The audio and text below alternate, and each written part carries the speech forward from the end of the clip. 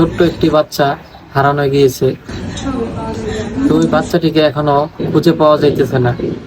আপনারা ভিডিও ফুটেজে দেখতে পারতেছেন একটি মহিলা বাচ্চাটাকে নিয়ে সে চলে যাচ্ছে একটা অটো রিকশায় করে। বাচ্চাটিকে তুলে নিয়ে যায় 19শে এপ্রিল দুপুর 12:30টার দিকে মাদারীপুর মেডিকেল থেকে।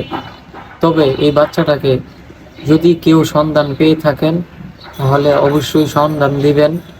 আমার কমেন্ট বক্সে নাম্বার দেওয়া আছে, আমার ইনবক্সে নাম্বার দেওয়া আছে। যদি আপনারা কেউ পেয়ে থাকেন ইনবক্সে যোগাযোগ করবেন, কিংবা নাম্বার দেওয়া আছে সেখানেও যোগাযোগ করবেন।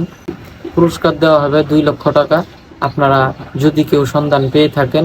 বাচ্চাটা হারানো গিয়েছে 19 তারিখ, আজকে 21 তারিখ। এই পর্যন্ত কোনো প্রশাসন কিংবা কোনো